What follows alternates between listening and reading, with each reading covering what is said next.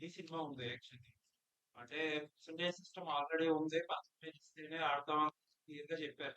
And రేట్‌లో ఒకటి government ఇచ్చినా సరే ఫాలో అవ్వట్లేదు. దీనివల్ల సినిమా ఎంత హిట్ అవుతుంది, ఎంత హిట్ తీసుకోవచ్చు. అలాగా సార్. అసలు మెయిన్ పాయింట్ ఎలా ఉందంటే, ఒకటి సమస్య ఆలోచిస్తే, ఒక మిడ్ సైజ్ సినిమాలు, చిన్న సినిమాలు అన్నీ ఒక అండర్‌స్టాండబుల్‌లో ఒక పర్సెంటేజ్ లాగానే ఎళ్ళిపోతాయండి. ఎందుకంటే 3 రోజులు ఫుల్ ఉండి, మండే నుంచి ఇది ఉంటే మొత్తం మీద పర్సెంటేజ్ లాగా ఎళ్తాయండి. అయితే ఆ సినిమాలు చేసి ఇప్పుడు వాళ్ళు చేసిన ఇప్పుడున్న దాంట్లోనే ఆ సినిమాలు చేస్తున్నారు ఇయన్నీ ఓకే.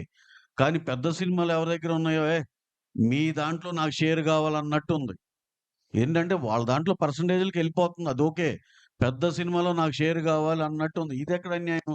ఇప్పుడు మీ మిడ్ సైజ్ సినిమాలు 150, 200 సినిమాలు 150, 170 సినిమాలొస్తే అన్ని పర్సెంటేజ్‌లు హ్యాపీగా ఎళ్తున్నాయి. ఆ వచ్చే 6, 7 సినిమాల్లో అదేంటి, నువ్వు ప్రొడ్యూసర్ అయినా సరే, నువ్వు డిస్ట్రిబ్యూటర్ అయినా సరే, నాకు కావాల్సిందే నీ డబ్బులు.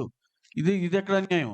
కావాల్సిందేంటండి? అంటే అదేమంటే ఇక అందుకనే కూర్చొని మాట్లాడుకుంటూ ఒక ఎకో సిస్టమ్‌లో ఎవరిది ఏం లైను, ఎవరిది ఎక్కడి దాకా ఎళ్ళొచ్చు అన్నీ క్లారిటీగా మాట్లాడుకోవటానికి ఉంటుంది.